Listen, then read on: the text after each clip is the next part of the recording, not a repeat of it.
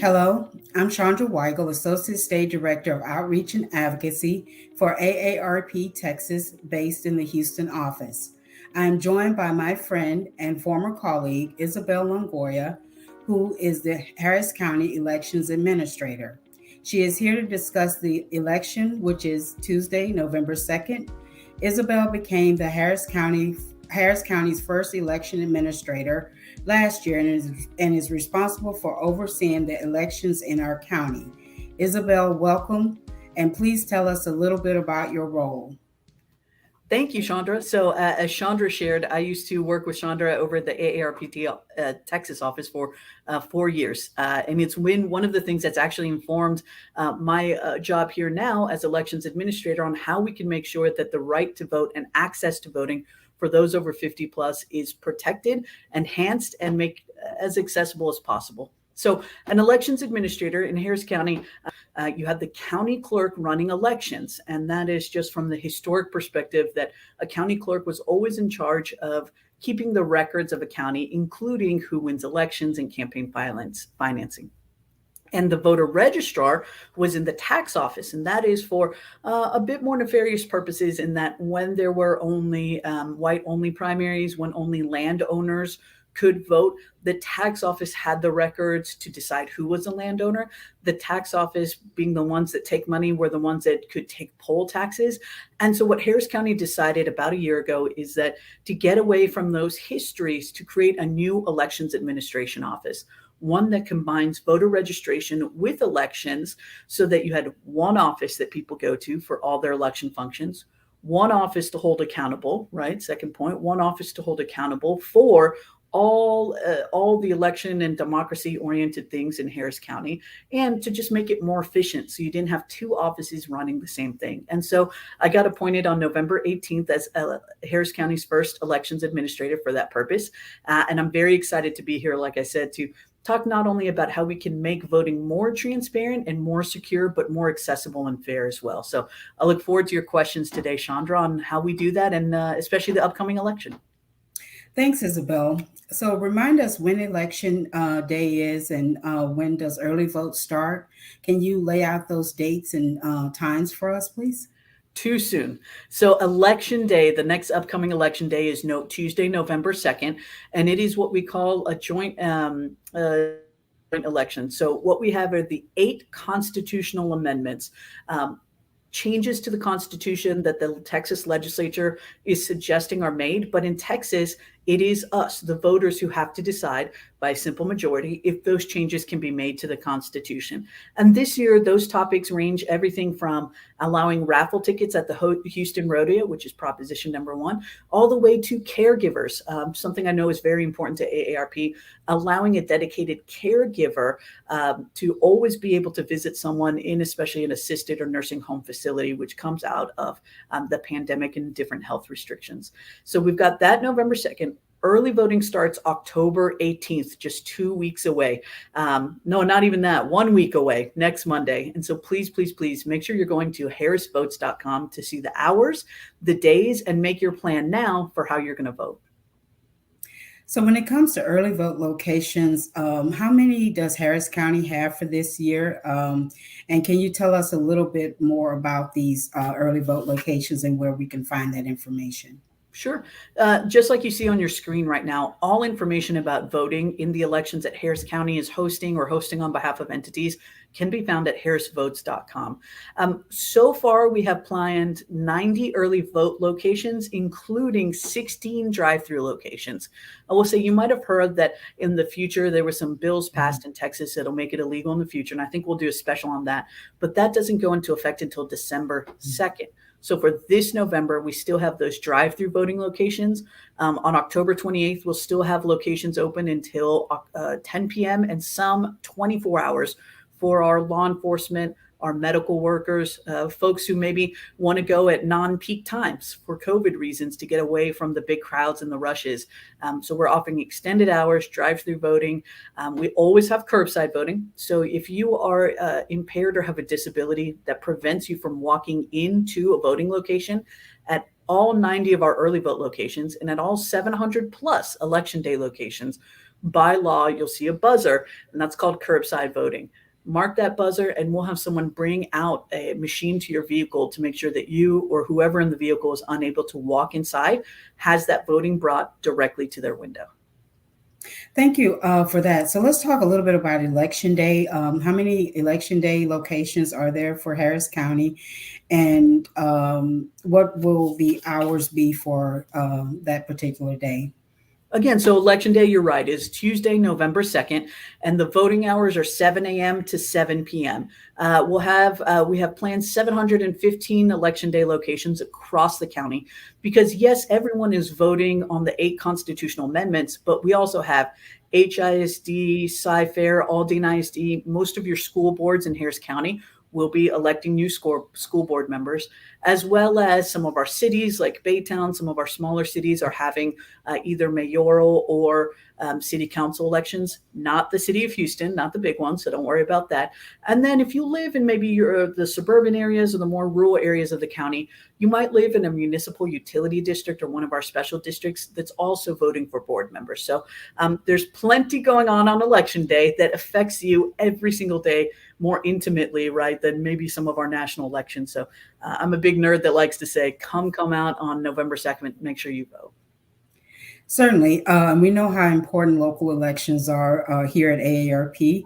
And as you know, AARP advocates on behalf of older folks and older Houstonians and Harris County residents. And so one of the things I'd like to ask you about is the vote by mail. What is the deadline for vote by mail? And can you just provide more information about that for us?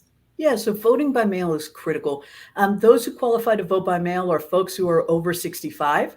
If you have a disability that you feel would make it impossible for you to get to a voting location, if you are incarcerated right now, so if you're in jail, but not if you are serving probation or some other kind of felony period. So that one gets a little tricky. And if you'll be out of the county or out of the country for whatever reason, usually applies to college students or folks who might have kind of a vacation home or other planned event that takes them out of the county. In Harris County, back in October, we sent vote by mail applications to every eligible voter over the age of 65, because in Texas, there's no online mail ballot application. You can only go online, print your application, and mail it back to us. So we sent applications, blank applications, to those over 65. Use it for yourself. Make sure you send that back to us, or go online again at www.harrisvotes.com/vote by mail, which you'll find.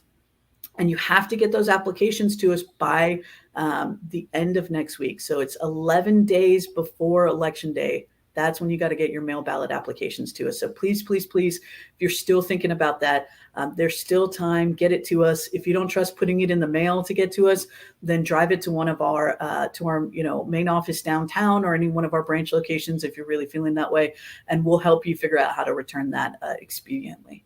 So again, the best way to do it is to fill it out right now, print it out, fill it out, and put it in the mail. And if you have any questions actually on the deadlines, how to fill out your application, you can call us at 713-755-6965, or right there at 274-8200.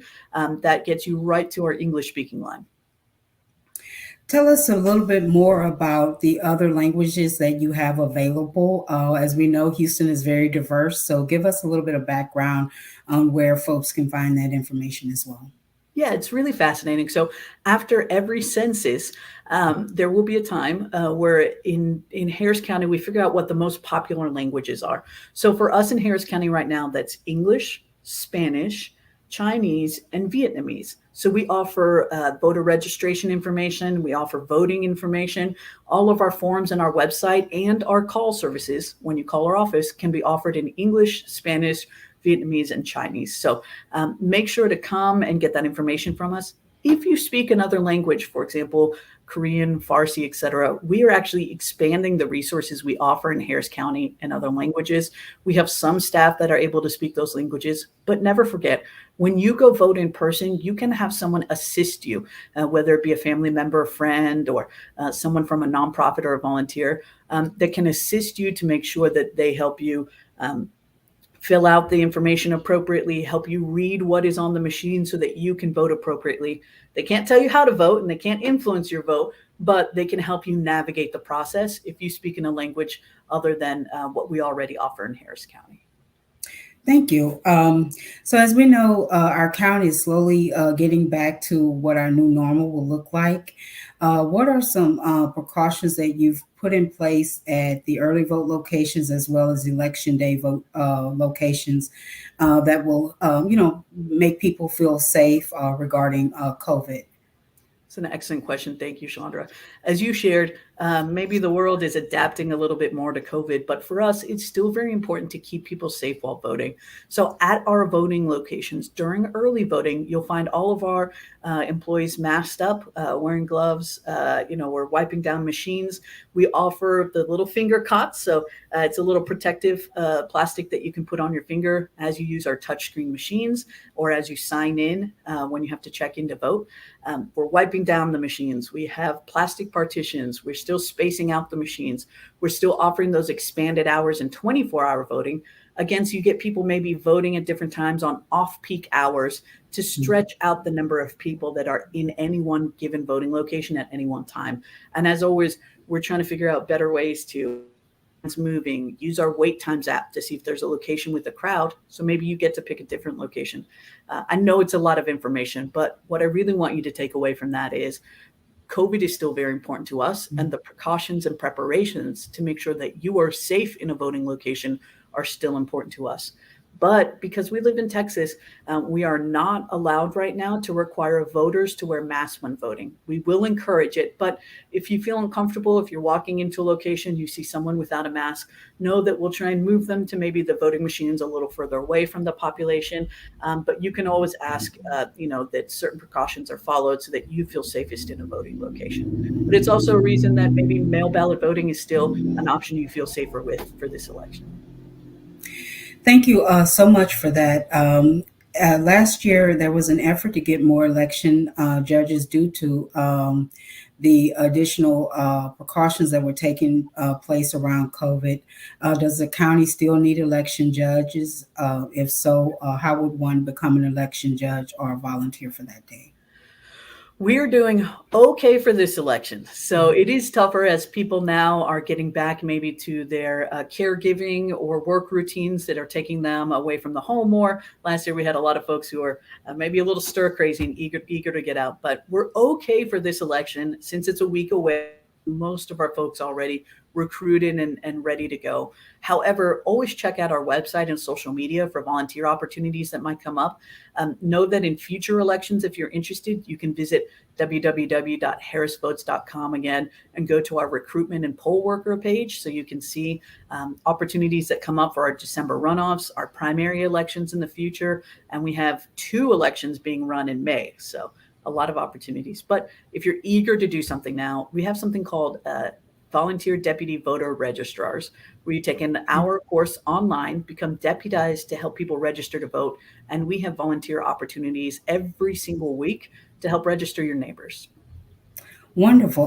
Thanks for that information on how we can help volunteer within our communities. I heard through the grapevine that Harris County has new machines, and your team has already sent over where we can find those video links, and we will share that in the comments section when we post this video. So tell us a little bit more about the new machines and the technology behind them. And will there be people to help folks who may need additional help with the new machines? I am ecstatic to present. So this was a project started long before me, but I came in just at the moment that we're implementing them. So this is the first of the biggest November elections where we're hosting our new machines. So you might remember if you're voting in Harris County, you had to do the wheel and the buttons and the wheels and the buttons and the wheels and the buttons. It always got everyone confused. It was very clunky. Now, 21st century technology, we have touchscreen machines. So what you touch on the screen is what you're selecting. There's more opportunities to change your language as you're going through the ballot, to increase the font size, to get a contrast text if you have difficulty seeing, and just overall easier to use, more modern machines. But the one big change is now we have a paper ballot. So as you check in to vote, you'll get a blank paper ballot.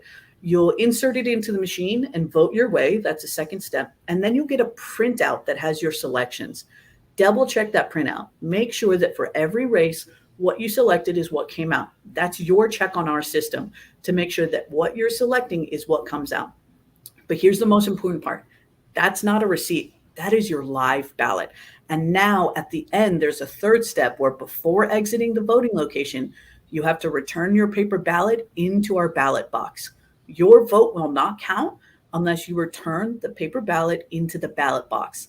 That's how we check it. That's how we scan it. That's how we keep the record of it. And that's the primary voting record. So more than anything, it's great to have touch screens. They're easy to use. It'll make it faster for people to vote. But do with your ballot, please return it into the ballot box at the end of voting.